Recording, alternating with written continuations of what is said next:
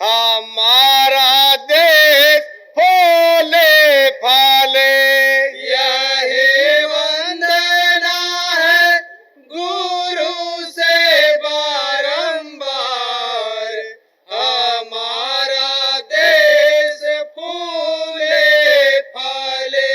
के प्यारा देश फूले फले। के प्यारा देश फूले फले। शाकाहार प्रचार की बाजे सहनाई।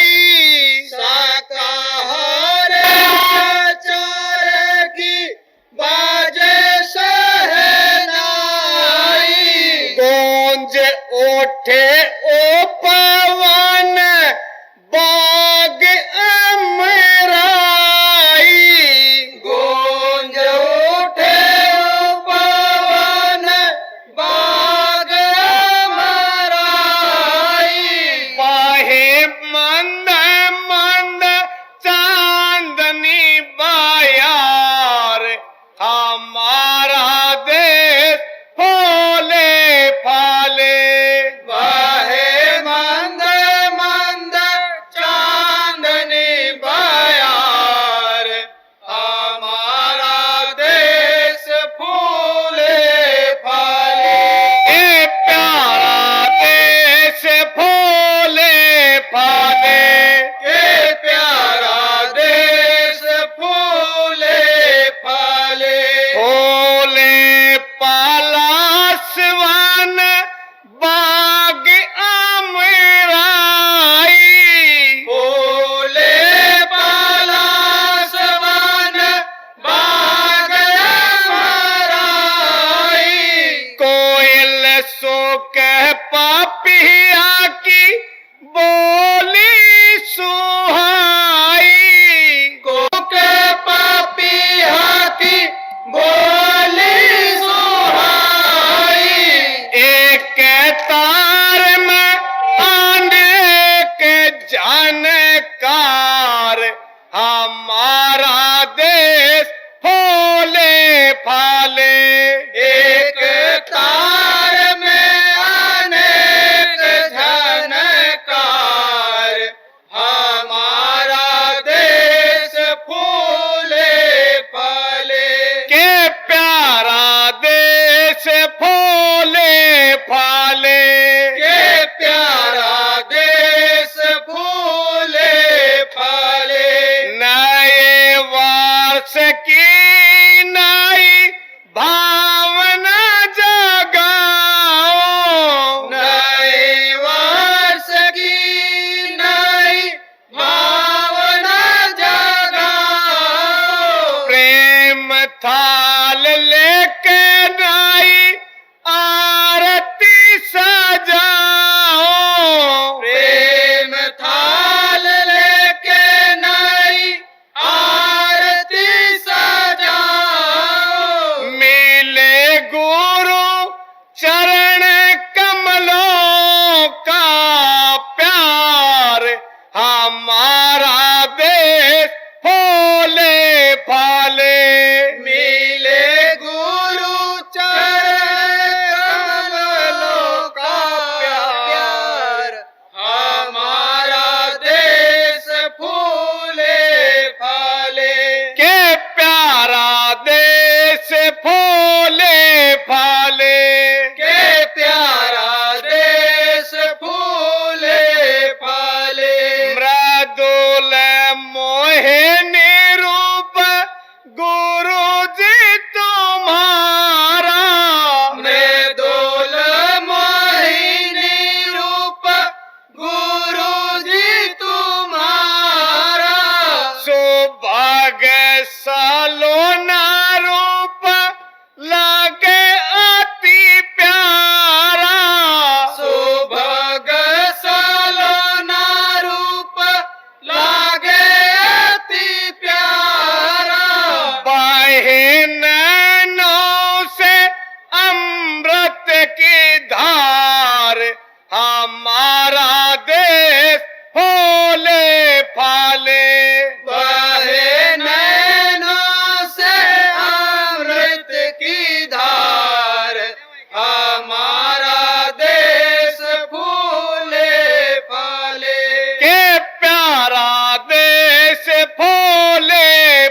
फाले। के प्यारा देश फूले फले।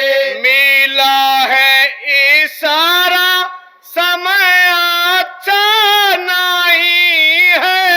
मिला है सारा समय अच्छा नहीं है। भूत है सवार लोग सुनते नहीं है। भूत है सवार लोग सुनते नहीं है। कहीं नैया न डूबे मजेदार हमारा देश फूले फाले।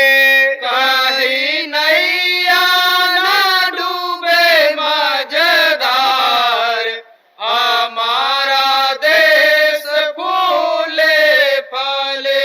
के प्यारा देश फूले फाले। के प्यारा देश फूले फले। होगा नरसंहार सुन के हृदय कांपता है। होगा नरसंहार सुन के हृदय कांपता है। भारी भयंकर दृश्य नैन भाफता है। भारी भयंकर दृश्य नैन भांपता है।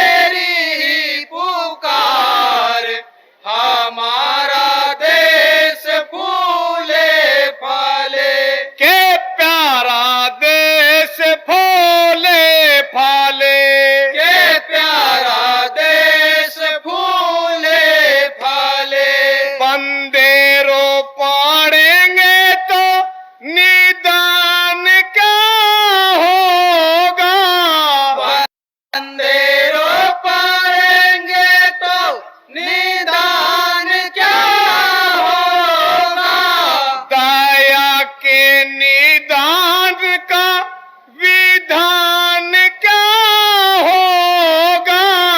दया के निदान का विधान क्या होगा? होठ पड़े तेरी रहमत की धार, हमारा देश फूले फाले। होठ पड़े तेरी रहमत की धार, हमारा देश फूले फले। के प्यारा देश फूले फाले। के प्यारा देश फूले फले। धार्मिक सामाजिक राजनैतिक परिवर्तन, धार्मिक सामाजिक राजनैतिक परिवर्तन, आर्थिक दिशाओं से मचेगा जब क्रंदन। आर्थिक दिशाओं से मचेगा जब क्रंदन। याद आएंगे प्रभु बारंबार, हमारा देश फूले फाले। याद आएंगे प्रभु बारंबार, हमारा देश फूले फले। के प्यारा देश फूले फाले। के प्यारा देश फूले फले। पापी गुनाहगार हम भी यही चाहते हैं। पापी गुनहगार हम भी यही चाहते हैं। बार बार दया की भीख प्रभु से मांगते हैं। बार बार दया की भीख प्रभु से मांगते हैं। क्षमा करना हमें सरकार, हमारा देश फूले फाले। क्षमा करना हमें सरकार, हमारा देश फूले फले। के प्यारा देश फूले फाले। के प्यारा देश फूले फले। बोलो जय गुरुदेव, आप सन्मुख मिलेंगे। बोलो जय गुरुदेव, आप सन्मुख मिलेंगे। बोलो जय गुरुदेव, आप सन्मुख मिलेंगे। बोलो जय गुरुदेव, आप सन्मुख मिलेंगे।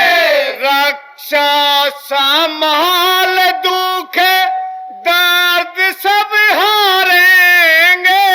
रक्षा संभाल दुख दर्द सब हारेंगे। यही महिमा है सतगुरु तुम्हार, हमारा देश फूले फाले। यही महिमा है सतगुरु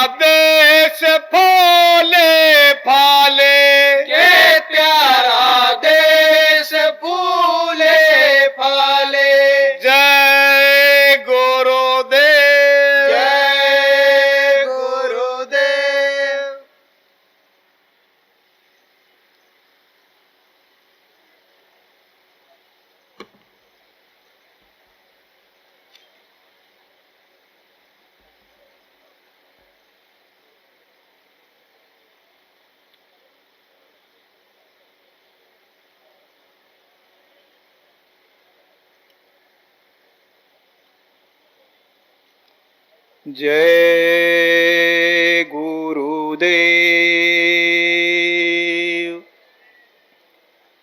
जय गुरुदेव। इस प्रांगण में उपस्थित आप सभी प्रबुद्ध जनों से अनुरोध है कि आप मालिक के पावन नाम जय गुरुदेव का एक स्वर में उच्चारण करें। जय गुरुदेव।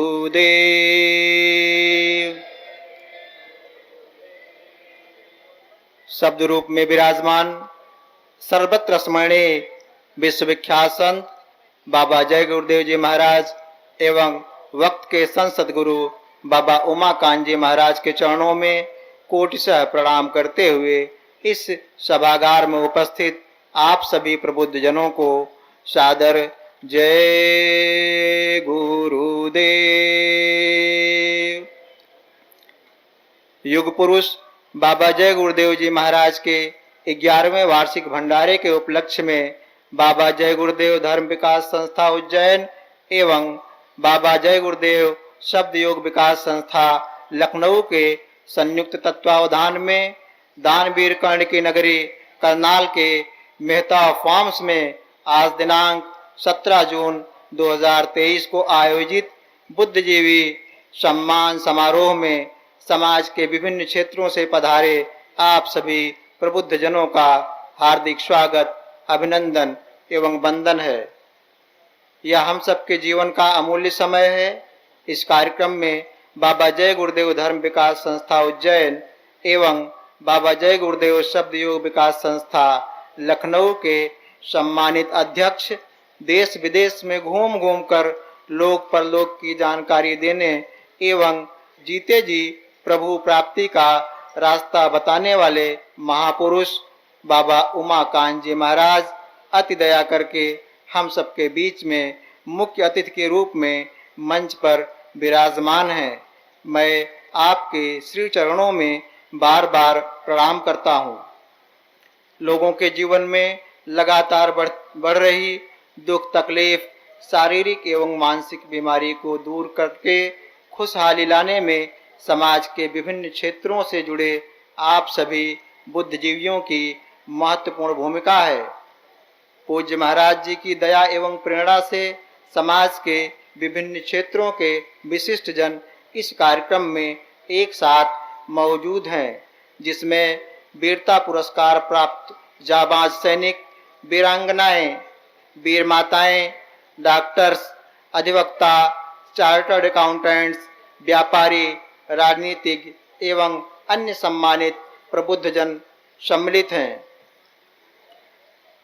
मंच पर श्री तरुण गुप्ता जी, श्रीमती नीलम कश्यप, जिला जज उपभोक्ता फोरम कैथल, अमनदीप सिंह चावला जी जेजेपी के जिला अध्यक्ष हैं, श्री संजय बाटला जी जो सीएम के माननीय प्रतिनिधि हैं, श्री योगेंद्र राणा जी जो जिला अध्यक्ष बीजेपी हैं, Shri Rakesh Saini ji director polytechnic education है।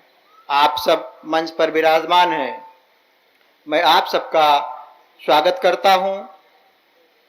जाति धर्म एवं राजनीति से परे निस्वार्थ भाव से अच्छे समाज के निर्माण के लिए लोगों के मार्गदर्शन हेतु मंचस्थ गुरु जी के निर्देशानुसार बाबा जय गुरुदेव धर्म विकास संस्था उज्जैन एवं बाबा जय गुरुदेव शब्द योग विकास संस्था लखनऊ का गठन हुआ।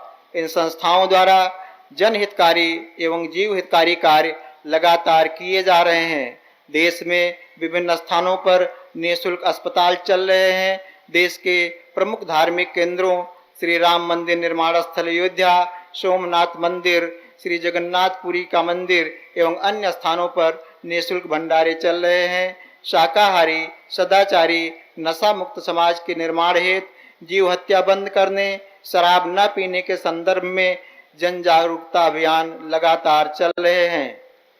गरीब बच्चों की शिक्षा की व्यवस्था भी संस्था के द्वारा की जा रही है। कोरोना के समय संस्था द्वारा लाखों पैकेट भोजन एवं सूखा राशन लोगों को निःशुल्क उपलब्ध कराया गया। ऑक्सीजन प्लांट बनाकर लोगों के जीवन को बचाया गया। संस्था द्वारा इसके अलावा बहुत सारे जनोपयोगी कार्य लगातार किए जा रहे हैं। समाज में लोक सेवा से संबंधित किए गए आप सबके योगदान को ध्यान में रखते हुए बाबा जय गुरुदेव शब्द योग विकास संस्था द्वारा आपको सम्मानित करने की प्रक्रिया अब आरंभ हो रही है। मैं बाबा जय गुरुदेव शब्द योग विकास संस्था लखनऊ के सचिव इंजीनियर बीरेन्द्र नाथ पांडे जी एवं श्री हरिंदर सिंह जी से प्रार्थना करता हूं कि मंच पर उपस्थित प्रबुद्ध जनों का सम्मान करने का कष्ट करें। मैं अपने सहयोगियों श्री ओम प्रकाश बरनियाल जी, सरदार सुखदेव सिंह जी, एडवोकेट बलराज राठी जी, श्री सतपाल जी और श्री अशोक कुमार जी से प्रार्थना करता हूं कि अन्य उपस्थित प्रबुद्धजनों का सम्मान करने का कष्ट करें। मैं उपस्थित प्रबुद्धजनों से प्रार्थना करता हूं कि आप इस सम्मान को स्वीकार करने की कृपा करें।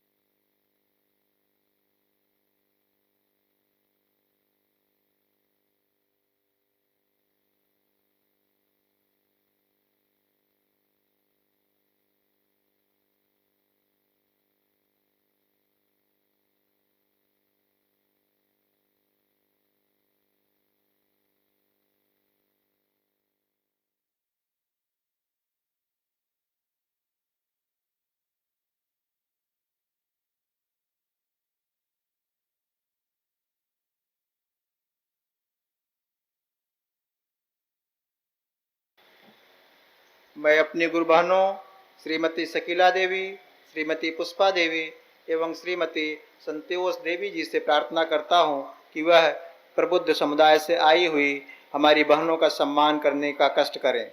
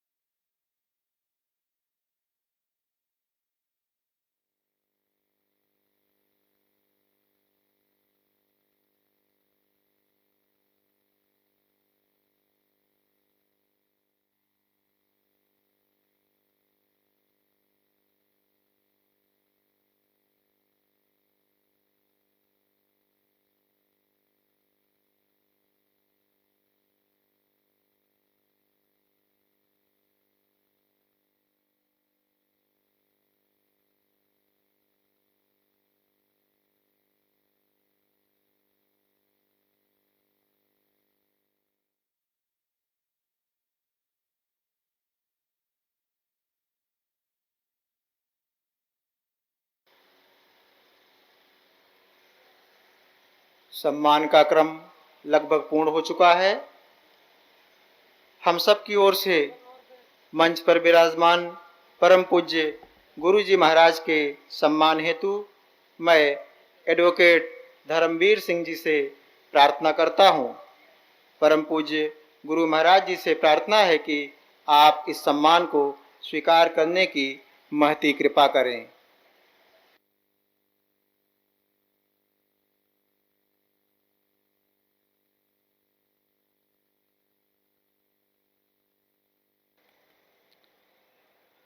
आप बुद्धिजीवियों को विनम्रता पूर्वक अवगत कराना है कि यह एक गैर राजनीतिक विचार मंच है। आपसी भाईचारा, देशभक्ति, शाकाहारी, चरित्रवान, भ्रष्टाचार से मुक्त, नशा मुक्त आध्यात्मिक समाज आज समय की जरूरत है। हमें दिलों को जोड़ने वाले, प्रेम को बढ़ाने वाले विचार एक दूसरे से साझा करने की आवश्यकता है। मैं आपसे प्रार्थना करता हूँ, उक्त को ध्यान में रखते हुए इस सभागार में अपने विचार उपस्थित प्रबुद्धजनों के बीच में साझा करने का कष्ट करें। सबसे पहले मैं प्रार्थना करता हूँ श्री अमनदीप सिंह चावला जी से कि वह अपने विचार इस प्रांगण में मौजूद प्रबुद्धजनों के बीच में साझा करें।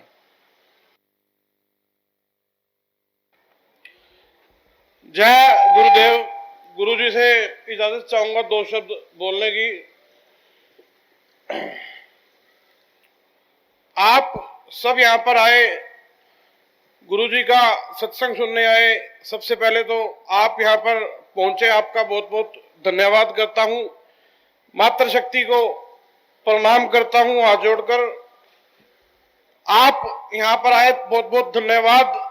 लेकिन आए हैं, घर जाए तब भी हम ध्यान रखें कि कैसे हमारा यूथ नशे से बचेगा।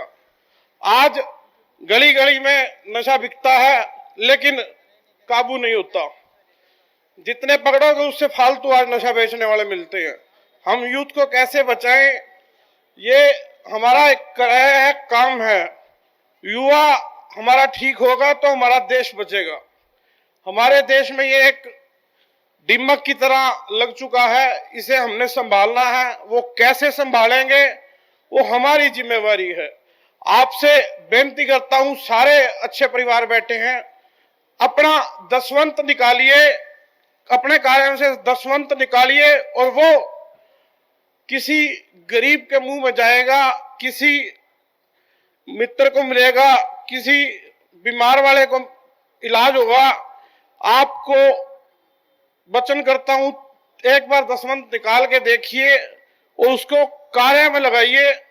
कैसा शांति मिलती है मन में। एक मन की शांति के लिए जरूरी है। हम आज क्या करते हैं, पहले कहीं देख लीजिएगा सभी दसवंत निकालते थे। आज के टाइम में हम नहीं निकालते। हम दसवंत क्यों निकालें? लेकिन उस दसवंत को निकाल कर देखिए और गरीबों में कहीं लगाकर देखिए, कितनी शांति मिलेगी।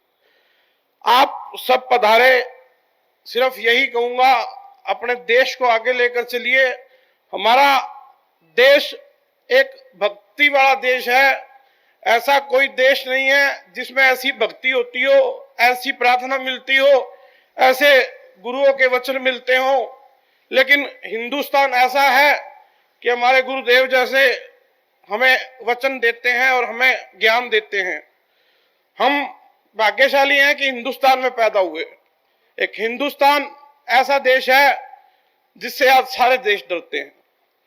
पाकिस्तान कभी जंग किया करता था, आपको याद होगा, आप बड़े बुजुर्गों आपने सबने देखा होगा। लेकिन आज क्या हालत है, उनके एमपी ही बोलते हैं कि ना पंगा लीजिए, ठीक नहीं होगा। तो ऐसे देश को हम आगे लेकर चलें तो कितना आगे जाएंगे ये सोचिए। अपने आसपास कोई भी नशा करता हुआ मिले, उसका नशा छुड़वाइए, देखिए कैसी शांति मिलती है। उसको भी मिलेगी और आपको भी मिलेगी। आपसे वादा करता हूं, जहां भी मेरी ड्यूटी लगाएंगे, जहां भी मेरी जिम्मेवारी लगाएंगे गुरुदेव, वहीं तत्पर तैयार मिलूंगा। धन्यवाद। जय गुरुदेव।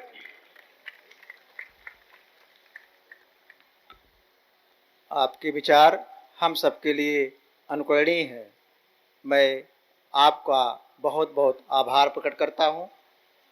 अब मैं नायब सूबेदार देवेंद्र सिंह जी से प्रार्थना करता हूं कि आप आएं और अपने विचार मौसम को ध्यान में रखते हुए संक्षेप में प्रकट करने का कष्ट करें। जय गुरुदेव बाबा जी की। मैं नायब सूबेदार देवेंद्र सिंह 11 राजरीप पैदल सेना से था।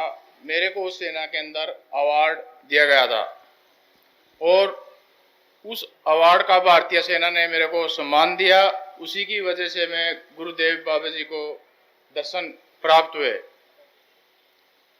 और मेरे को ये अवार्ड दुश्मन का कत्ल करने के बाद ही मिला था। 2004 के अंदर 2-3 उग्रवादियों को कत्ल किया था। ये एक देश का सुरक्षा के लिए किया था, लेकिन इंसान का कत्ल करना मेरे लिए एक गुनाह था, लेकिन वो मैंने अपने देश की हिफाजत के लिए किया था। और जैसे कि गुरुदेव बाबा की कृपा से एक ही बहुत अच्छा विचार आया कि इंसान को जीव हत्या करने से रोको, मांस मदिरा का सेवन न करने दो, दारू का सेवन न करने दो। ये शब्द मेरे को बहुत ही अच्छे लगे हैं। इसलिए सभी आदमी इन चीजों पर ध्यान दो। देश सेवा कोई बॉर्डर पर रहकर नहीं की जाती। देश सेवा हम एक दूसरे इंसान को जीव हत्या करने से, उनका नशा छुटवाने से और किसी प्रकार का अपराध करने से बचाना हमारा ये भी कर्तव्य एक देश भक्ति के होते हैं। मैं ज्यादा इन कोई शब्द अपने शब्द थोड़े कहकर विराम देता हूं और देश सेवा है ये हमारी। हम इस देश के लिए किसी भी तरीके से आगे बढ़ाने के लिए तत्पर रहना चाहिए। जय गुरुदेव बाबा जी की।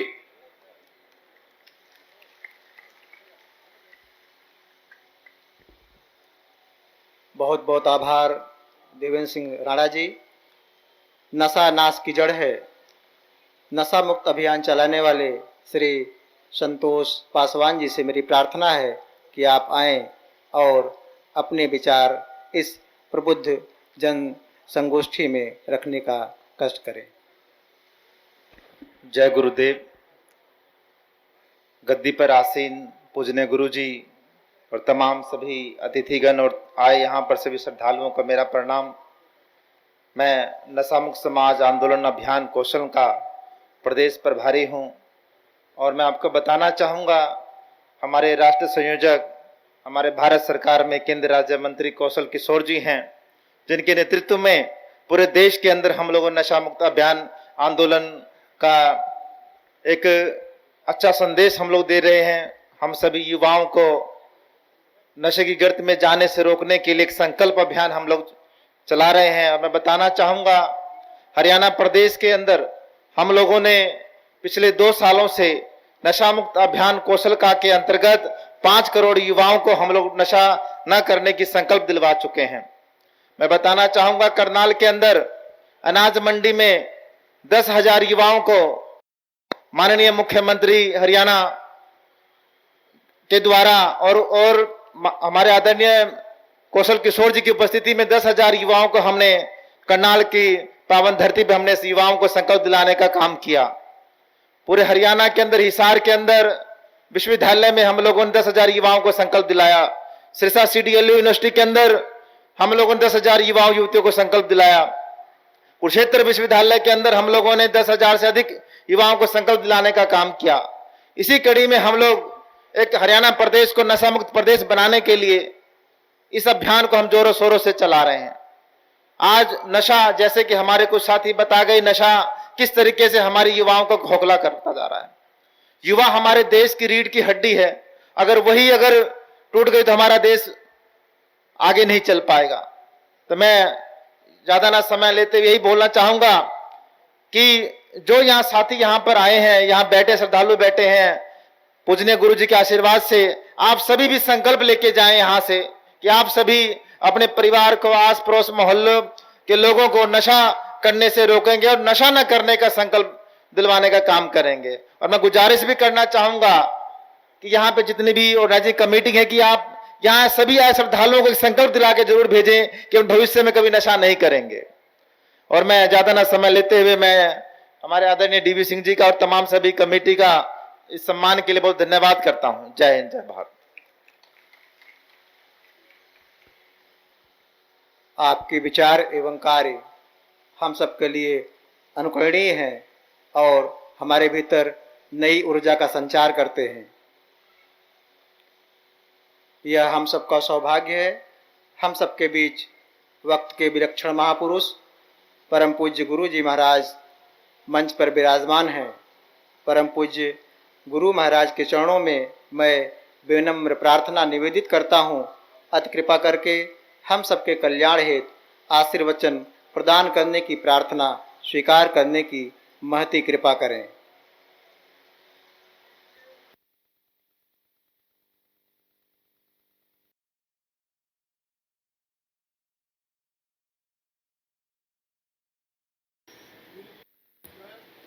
सब लोग बोलो जय गुरुदेव, जय गुरुदेव, जय गुरुदेव, जय गुरुदेव नाम किसका, जय गुरुदेव नाम किसका,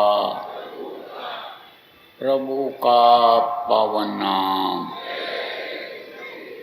प्रभु का पावन नाम। जय गुरुदेव।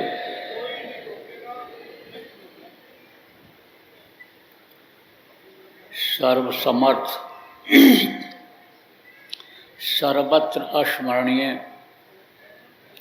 परम पूज्य गुरु जी महाराज, उपस्थित नगर के अधिकारी, कर्मचारी, व्यापारी, फौज के अधिकारी, सिपाही, बुद्धिजीवी वर्ग में आने वाले पत्रकार, वकील, जज, सभी लोगों के दर्शन का आज मुझे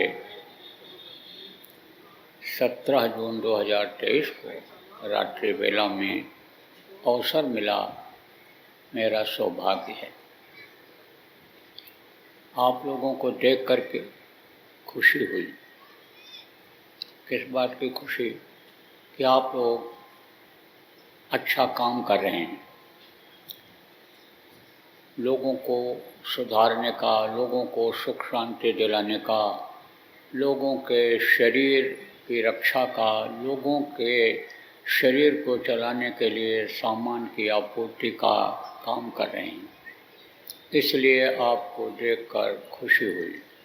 साथ ही साथ जो सबके अंदर परमात्मा की अंश जीवात्मा है, उसको भी देखने से प्रभु के प्रति प्रेम और आभार और दया का अनुभव हुआ।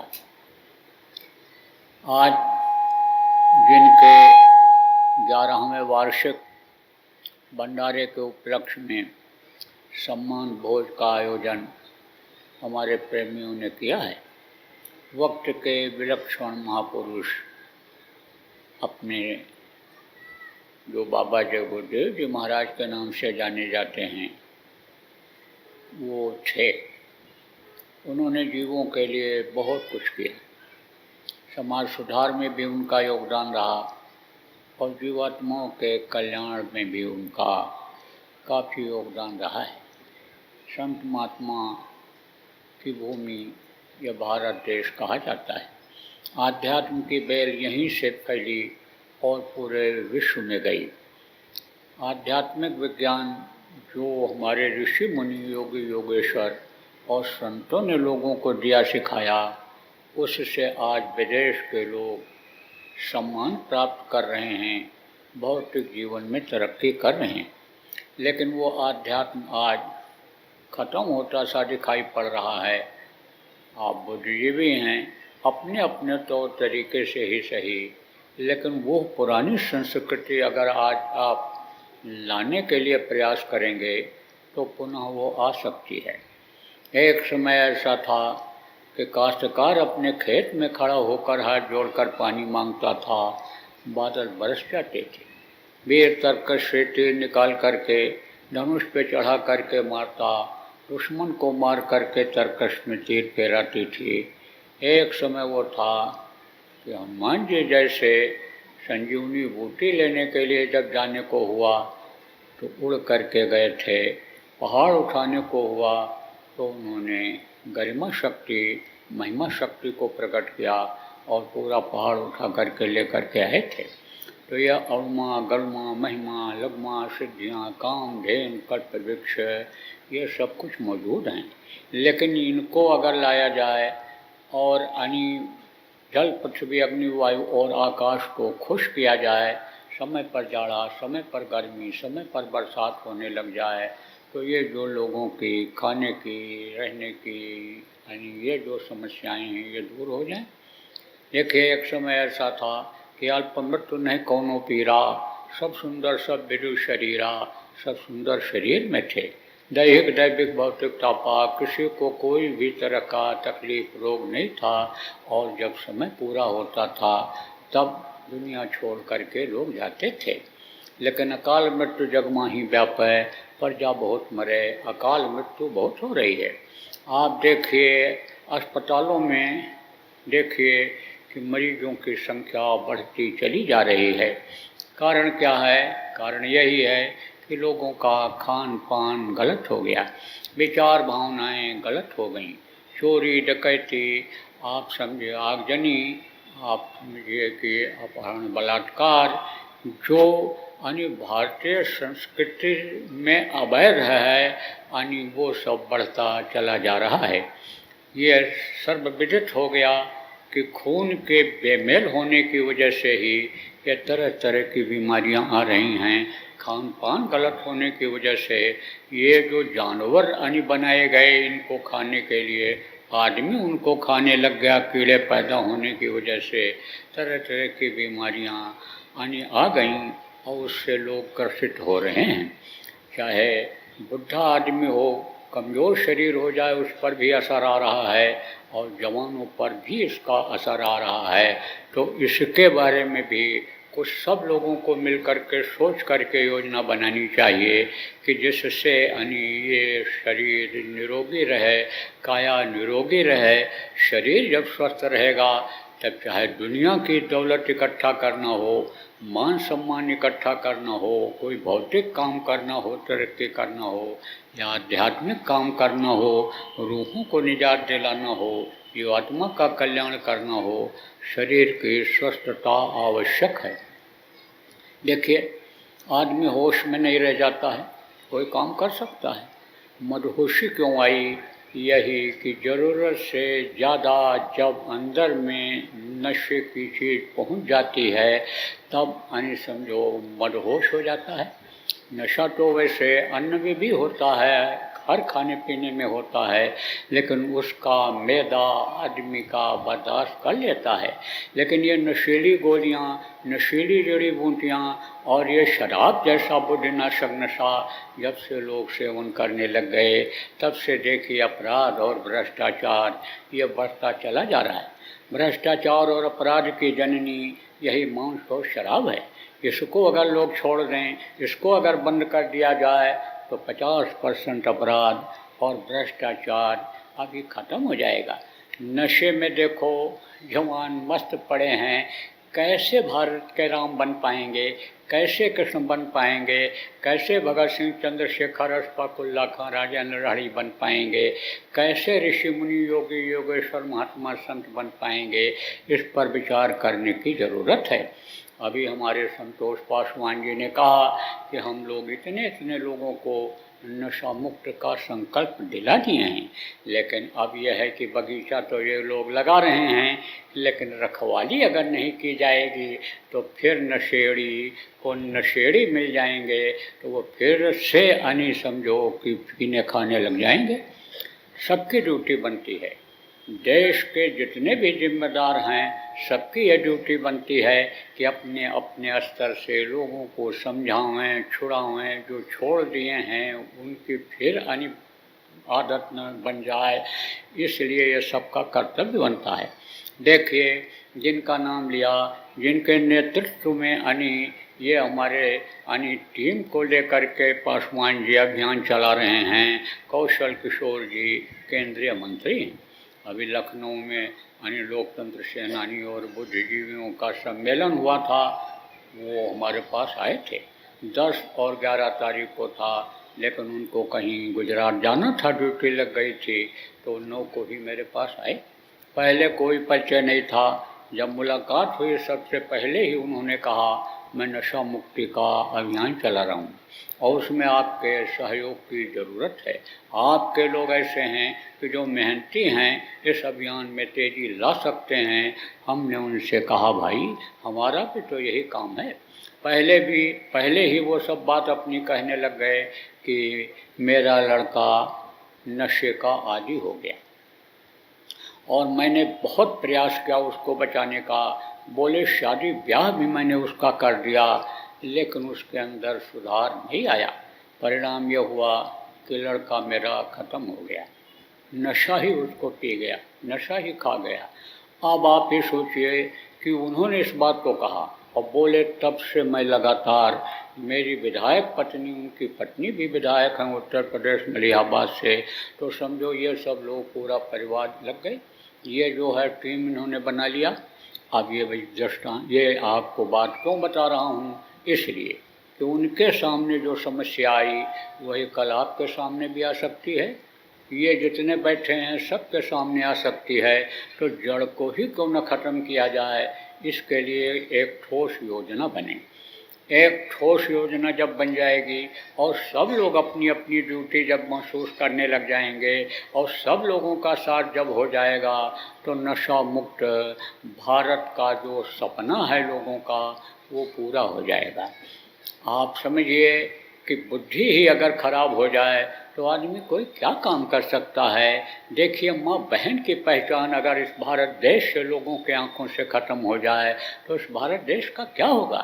लेकिन बच्चों और बच्चियों का इस धर्मपरायण देश भारत में चरित्र का गिरना ये बहुत बड़ी चिंता की बात है। अब ये चरित्र उत्थान की बात अगर की जाएगी, समझाया और बताया जाएगा, तो ये मन जो लोगों का एक दूसरे को देख करके विचलित हो जाता है, ये उधर से हट जाएगा। मन की ये चाल है, मन की ये गति है, जिधर भी ये लगता है उसी तरफ चला जाता है और वही काम ये करा लेता है। भारत देश का ये इतिहास बता रहा है कि इतनी आसक्ति थी संत गोस्वामी जी महाराज में कि जो पत्नी के लिए, आप पढ़े लिखे बुद्धिजीवी लोग हो, कैसे कैसे बरसात में गए थे, उसके पास पहुँचे थे, लेकिन एक ही बातों से उसने ये उनको संतुष्ट किया और बल्कि वैराग्य दिला दिया। अस्ति चरम मम देह में तामी ऐसी प्रीत जो कहूँ होते राम में तो हो वीर। ये समझो कि ये बताया कि हमारे शरीर से तुमको इतना प्रेम है, अगर यही प्रेम तुम प्रभु से करने में लग जाओ और प्रभु तुमको मिल जाए तो अभी सब बात बन जाए। तो मन हटने की बात है, मन हटाने की बात है। आप देखिए, लोग वैरागी बन जाते हैं, घर भी छोड़ दिया लोगों ने। आज तो घर छोड़ने की आवश्यकता भी नहीं है, आज तो घर में ही संकल्प बनाने की ज़रूरत है कि हम बुराइयों से अलग रहें, इन चीज़ों से हम अलग रहें और लोगों को हम अलग करें, परमार्थ में लगें। परमार्थी आदमी ही, परमार्थ का काम आदमी ही कर सकता है। पशु नहीं कर सकते हैं, वो तो आप ही चरे, वो तो खुद अपना खाते हैं। लेकिन मनुष्य एक ऐसा है कि 2 रोटी में से 1 रोटी दूसरे को खिला करके उसका भी पेट पाल सकता है, वो अपना भी कर सकता है। तो इस समय कुछ परोपकार की ज़रूरत है। अब ये ज़रूर है कि मजबूरियां हैं, गृहस्थी है, खेती है, नौकरी है, व्यापार है, और भी जनहित के काम हैं। पूरा समय तो नहीं मिल सकता है, लेकिन अपने अपने तौर तरीके से ही जितना भी समय जिसके पास हो उसी तरह से योजना बना करके लगाएं, तो अभी बहुत कुछ काम हो सकता है। देखो, जहाँ पर दुष्टता बढ़ती चली जा रही है, जहाँ पर अपराध भ्रष्टाचार बढ़ता चला जा रहा है, उससे कहीं अधिक अच्छे लोग इस देश में हैं। अच्छे लोग अपनी टीम बना लें, अच्छा लोग अगर काम को उजागर करने लग जाएं, तो उसके आगे ये दुष्टता और ये अपराध भ्रष्टाचार ये सब दब जाएगा। इसकी कोई कीमत नहीं रह जाएगी। जब एक एक आदमी को 10-10 आदमी समझाने लग जाएंगे, तो उसके समझ में आ जाएगा, विचार बदल जाएगी, भावना बदल जाएगी। और आने वाला समय जिसके लिए संत महात्माओं ने कहा कि कलयुग में सतयुग आएगा, कलयुग में ही सतयुग का नज़ारा दिखाई पड़ने लगेगा। तो इस समय पर ज़रूरत है। मैं ये नहीं कहता हूँ कि आप जाति छोड़ दो, धर्म छोड़ दो, यानी अपना विचार भावना जिसमें लगे हुए हो, पूजा पाठ में, जिसमें ग्रंथ के पाठ में लगे हुए हो, इबादत में लगे हुए हो, उसको छोड़ दो। लेकिन इसके साथ ही साथ जनहित जीवहित के काम में भी थोड़ा समय आपको निकालने की ज़रूरत है। जिस तरह से बच्चों के लिए, जिस तरह से अपने बिजनेस व्यापार के लिए, जिस तरह रिश्तेदार परिवार के लिए समय निकालते हैं आप, उसी तरह से थोड़ा समय परोपकार के लिए, सुधार के लिए, लोगों के मदद के लिए निकालने की ज़रूरत है। देखिए, हमारे इसमें फ़ौज के सिपाही लोग बैठे हैं, फ़ौज के अधिकारी लोग बैठे हैं, ये हर परिस्थिति में रह चुके हैं और हर परिस्थितियों का मुकाबला कर चुके हैं। ऐसे ऐसे जगहों पर ये जा चुके हैं जहाँ साधारण आदमी नहीं पहुँच सकता है। ये जितना दूरगामी काम कर सकते हैं उतना साधारण लोग नहीं कर सकते हैं, व्यापारी अधिकारी कर्मचारी नहीं कर सकते हैं। लेकिन जब ये कुछ सोचेंगे हमको कुछ करना है, तो जितनी भी सरकार की अच्छी योजनाएं हैं, जितनी भी हमारी आपकी अच्छी योजनाएं बनेंगी, इनको ये ऐसी जगहों पर पहुंचा देंगे कि जहां वास्तव में आवश्यकता है, जहां कोई पहुंच नहीं पाता है, वहां योजना पहुंच जाएगी और उनको, उनके शरीर को, आत्मा को सुख प्राप्त हो जाएगा। उदाहरण के तौर पर आपको बताते हैं कि जैसे हमारी ये संस्थाएं हैं, ये सारा काम निःशुल्क करती हैं और जनहित का करती हैं, और ऐसे लोगों को लाभ पहुंचाना चाहती हैं संस्थाएं कि जहां तक लोग पहुंच नहीं पाते हैं।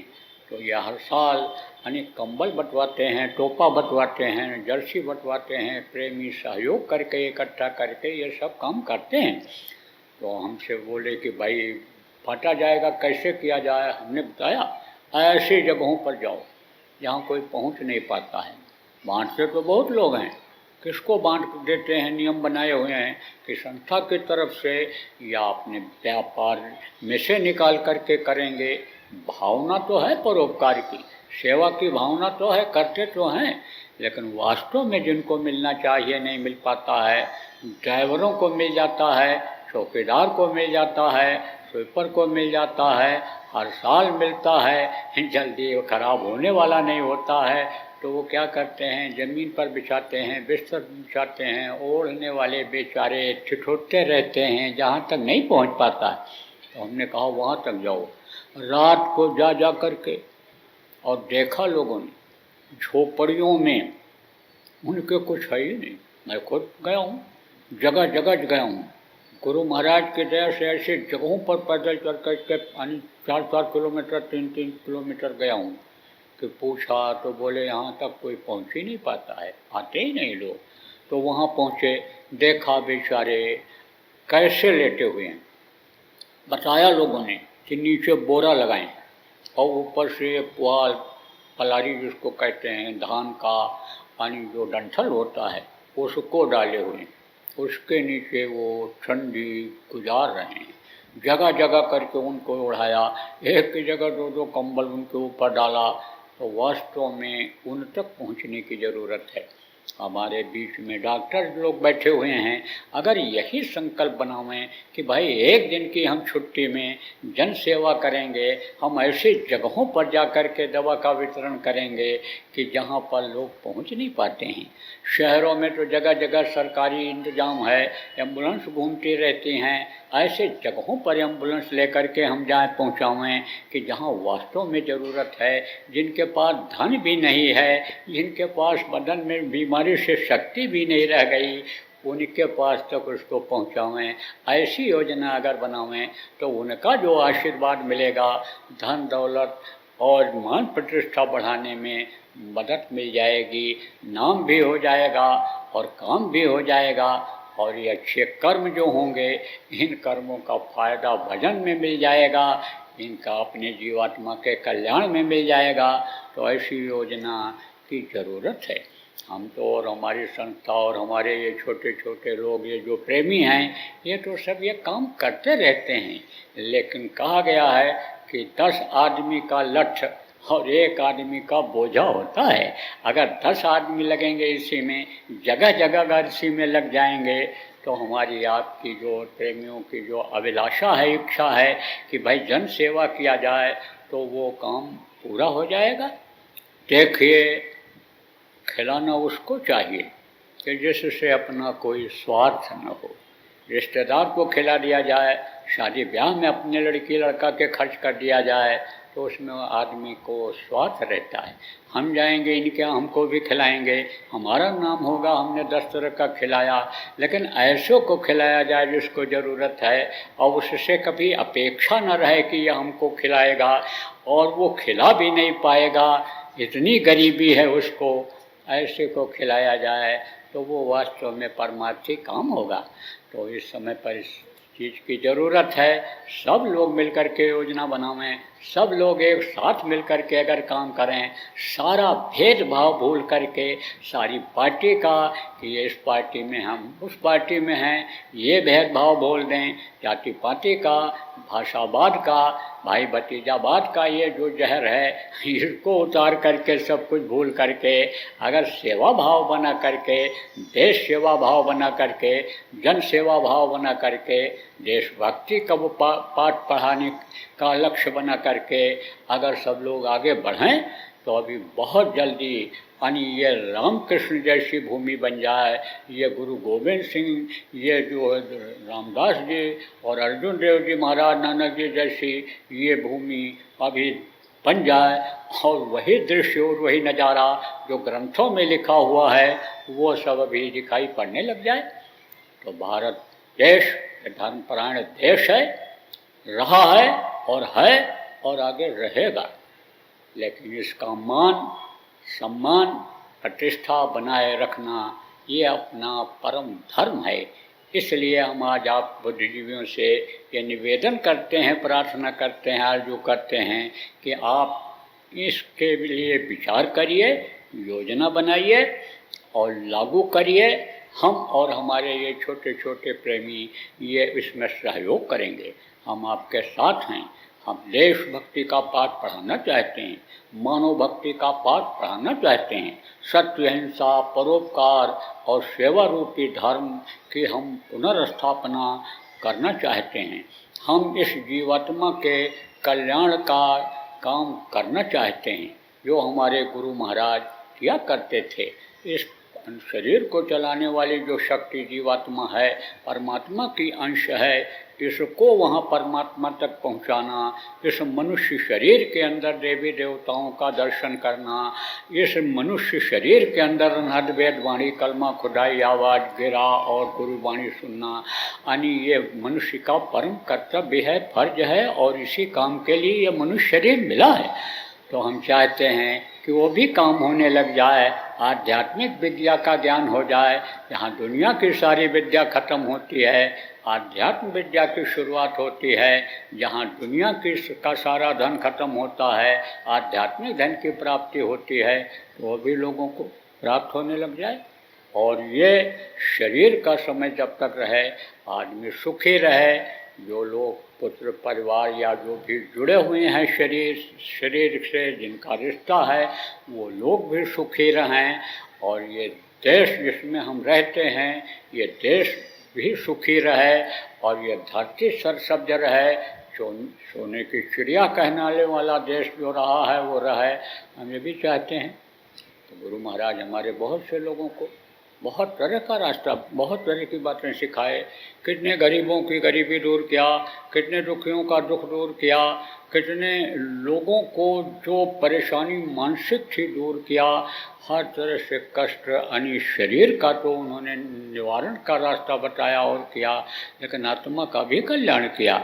मनुष्य शरीर के रहते रहते प्रभु के प्राप्ति का रास्ता बता करके दया करके अंतर में देवी देवताओं का दर्शन भी कराया और कितने लोगों को मुक्ति और मोक्ष दिला दिया। अब इस दुख के संसार में दुख झेलने के लिए आने वाले नहीं हैं।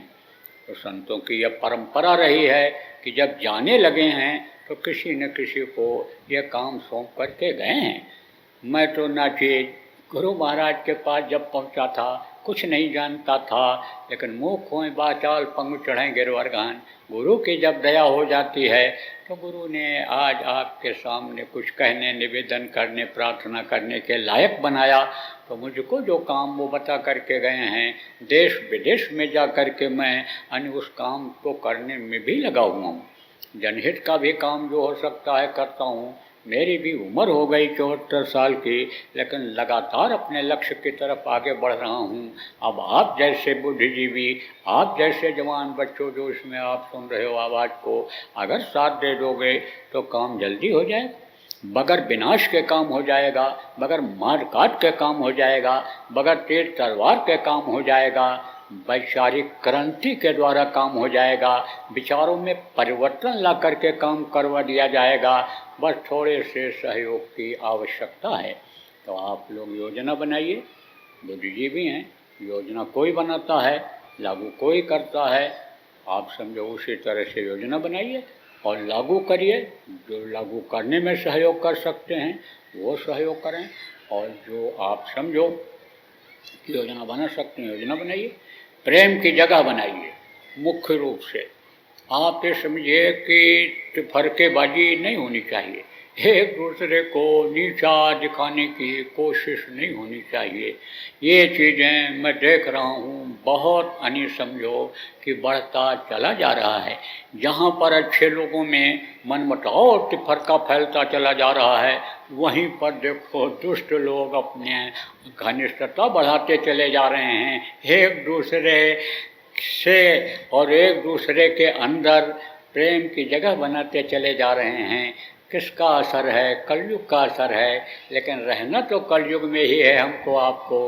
कांटों के बीच में गुलाब जैसे रहता है, जैसे कीचड़ में कमल खिलता है, इस तरह से निकल करके काम करना पड़ेगा। तो आपस में प्रेम बनाइए, हमारे लिए और हमारे प्रेमियों के लिए भी अपने दिल में थोड़ी सी जगह बनाइए और अच्छे काम की योजना बनाइए। हम भी आपके पीछे लगेंगे। बहुत अच्छा रहा, आप लोगों के दर्शन का अवसर मिला।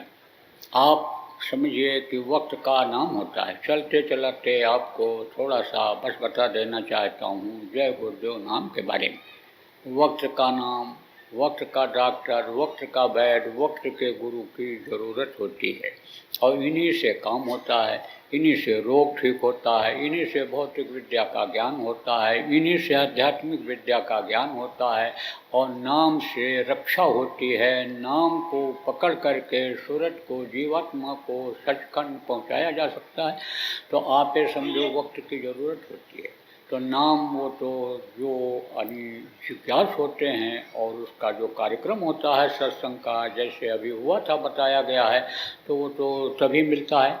लेकिन ये जो वर्णात्मक नाम है, समय समय पर जो रहा है, त्रेता में राम नाम, द्वापर में कृष्ण नाम, कलयुग में सत्साहब नाम, वाहे गुरु नाम, राधा स्वामी नाम जो ये रहा है, उसी तरह से जगाया हुआ नाम गुरु महाराज का ये जय गुरुदेव नाम है। इसको आप बोलेंगे, चलते फिरते बोलेंगे, स्मरण करेंगे। आप ये समझिए कि अगर आप ये समझो कि बराबर घर में भी नाम धुनी जय गुरुदेव की बुलवाते रहेंगे, तो उससे तकलीफ़ों में राहत मिलेगा, कमी आएगी। आप इसमें कोई सोहबत के असर से, संग के दोष से बुराइयों में पड़ गए हो, उनको मैं बताता हूँ कि आप जय गुरुदेव नाम बोलना शुरू कर दीजिए। सुबह उठिए तब जय गुरुदेव, चलिए तब जय गुरुदेव, जहाँ भी आप रहिए जय गुरुदेव बोलिए। तो धीरे धीरे उधर से बुराइयों की तरफ से आपका मन हट जाएगा। एक छोटा सा दृष्टांत सुना करके समाप्त करूँगा।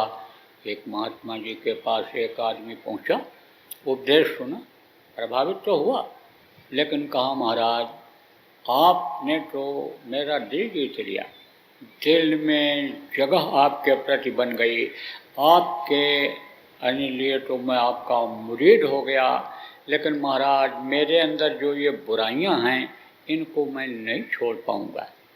बोले अच्छा, तेरे अंदर क्या बुराई है? बोला सारी बुराइयां तो हैं, मैं शराब भी पीता हूँ, व्यभिचार भी करता हूँ, चोरी भी करता हूँ, अन्य बुराइयां हैं, ये मेरे से नहीं छूटेंगी, लेकिन जब आप इस पर दया करोगे तभी छूट पाएगा, मैं तो नहीं छोड़ सकता हूँ। तो कहा गया है कि तन धन धाम बाम सुत जाई और तजिए न ताहि शरण जो आई।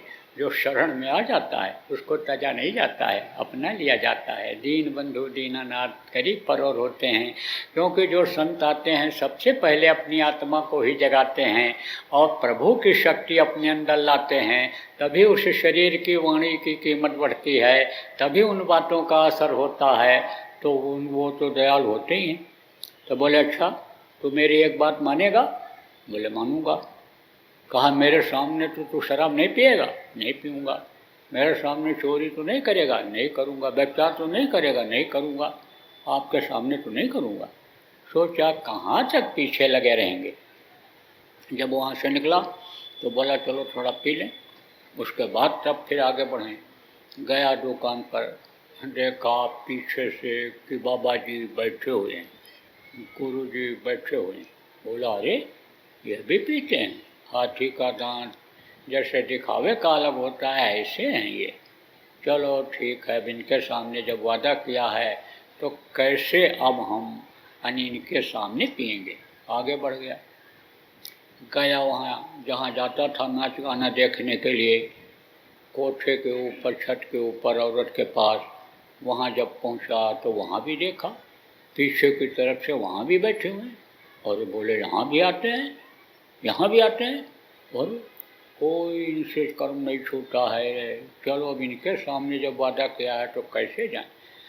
जब लौटने लगा उधर से, बोला कहीं कोई दांव नहीं लगा तो लाओ चलो गेहूँ का खेत ही काट ले चलें, अनाज ही थोड़ा लेकर के चले चलें।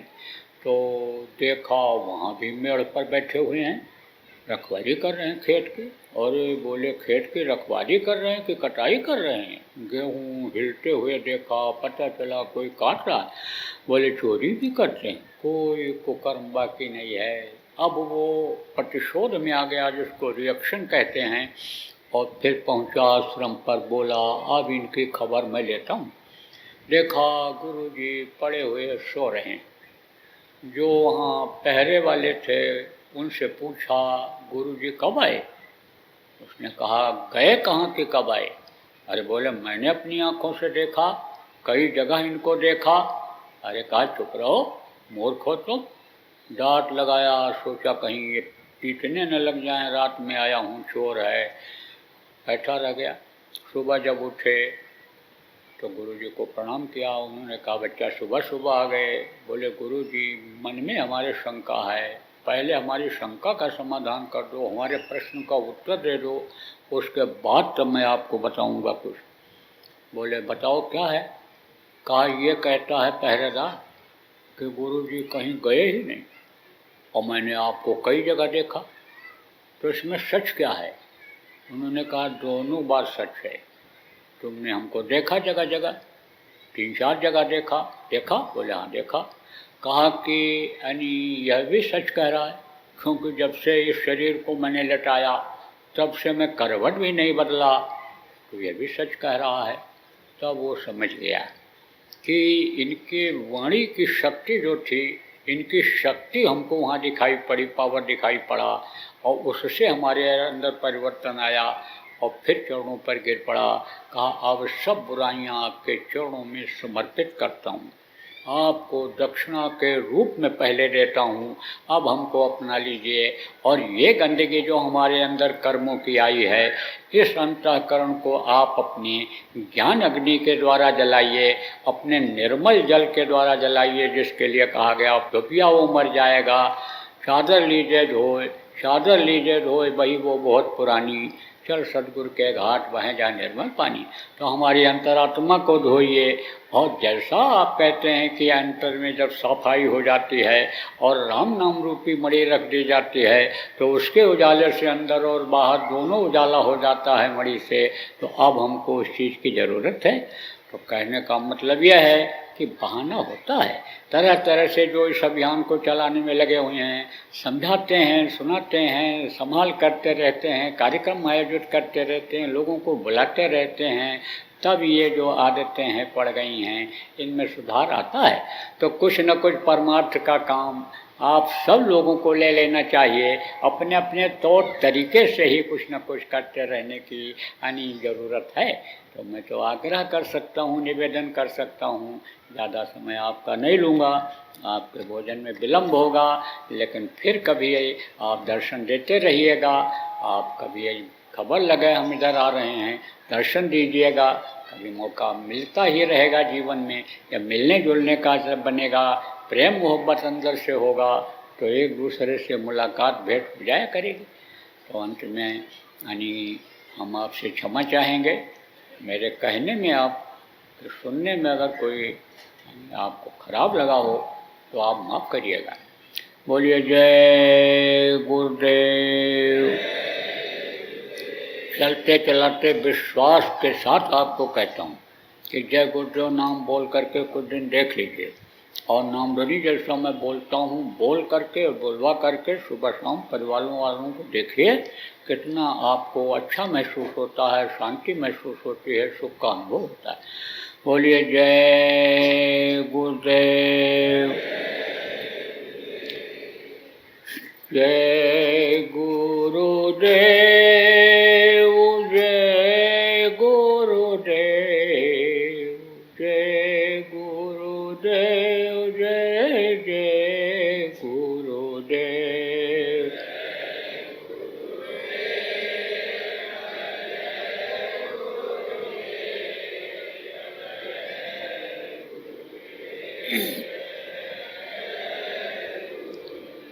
जय गुरुदेव, जय गुरुदेव, जय गुरुदेव, जय जय गुरुदेव।